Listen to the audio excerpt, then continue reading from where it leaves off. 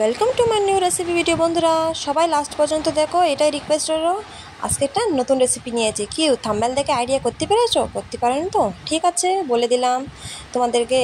এক প্যাকেট সেমই, এখানে দুটো তেজপাতা আর 6-7খানা এলাচ, এ রইল চিনি, এখানে কাজু, যদি তোমরা আরও কোনো ড্রাই ফ্রুটস নিতে চাও নিতে পারো। তারপরে এখানে 500 মাদার ডেয়ারি দুধ, এটা বেশ ভালো কোম্পানির দুধ নিয়ে আছে, একটু যেটা ফ্যাট মিল্ক থাকে সেটা না, যেটা ক্রিম থাকবে এটা নিয়ে। চলো এবার যাই রান্নাঘরে, গ্যাসটা ধরে নিলাম, সসপ্যানটা বসিয়ে নিচ্ছি। সসপ্যান গরম হয়েছে কিনা একটু চেক করে নিলাম, চেক করে নিই, হ্যাঁ দেখছি গরম হয়ে গেছে। এবার কি দেশি ঘি দিয়ে দেবো, দিয়ে দিলাম।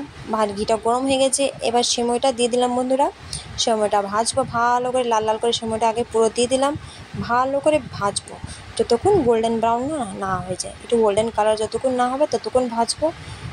এরকম সবসময় নাড়াচাড়া করতে হবে, কেন বলো তো, না হলেই পুড়ে যাবে, আর পুড়ে গেলে দেখতে ভালো লাগবে না জিনিসটা।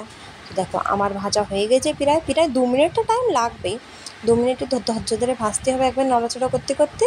দেখো ভাজা কমপ্লিট হয়ে গেছে, নামিয়ে নিচ্ছি।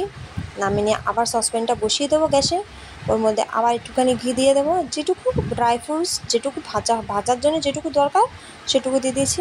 তারপরে আমার কাজুটা ভেজে নিলাম, ওটাও একটু যতক্ষণ গোল্ডেন না হয়, একটু ব্রাউন কালার, ততক্ষণ আমি ভেজে নিচ্ছি।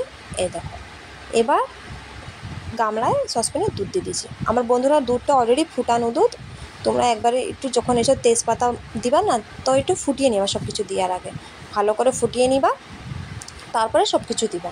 দেখো আমার অলরেডি ফুটানো ছিল বলে আমি সব কিছু দিয়ে দিচ্ছি। দেখো দুটো কাজু দেখিয়ে দিলাম, এরমভাবে ড্রাই ফ্রুটসগুলো কেটে দিয়ে দিতে হবে। আমি সব কিছু কেটে নিয়ে আমি দিয়ে দিচ্ছি সবটা।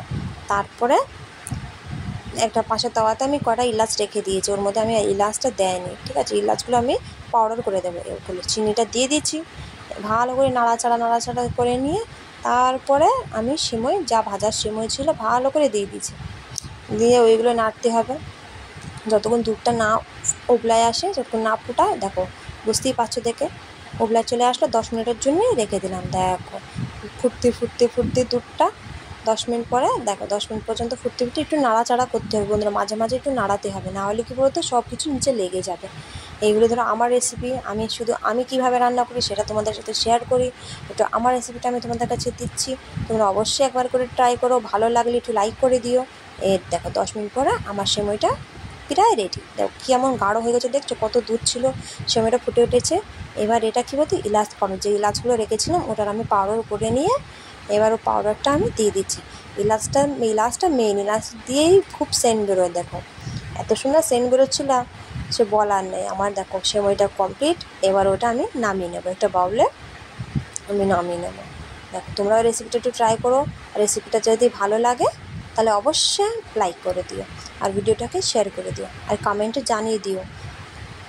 দেখো নামিয়ে নিয়েছি, এবার একটু ভালো করে ক্লোজ করে তোমাদেরকে দেখিয়ে দিই।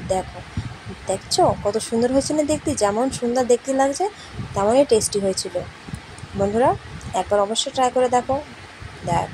এবার আমার দুটো বাউল যেগুলো আছে বাটিতে, একটা আমার বরমশাইয়ের জন্য, একটা মেয়ের জন্য। মেয়েরটা দিয়ে দিলাম, দেখো মেয়ে খাচ্ছে, ও একটু বলে দিল মা ভালো হয়েছে। আমি ওটা একটু ক্যাপচার করে নিলাম আজকে, আচ্ছা একটু ক্যাপচারটা করেই নিই। এই যে বরমশাইকে দিয়ে দিলাম উনার বাটিটা, দেখো উনিও খাচ্ছে, একটু ভেবে নিল ভালো হয়েছে বলছে। ঠিক আছে বন্ধুরা, আজকের জন্য এইটুকুই। পাশে থেকো, সঙ্গে থেকো। Thank you for watching my video, love you all.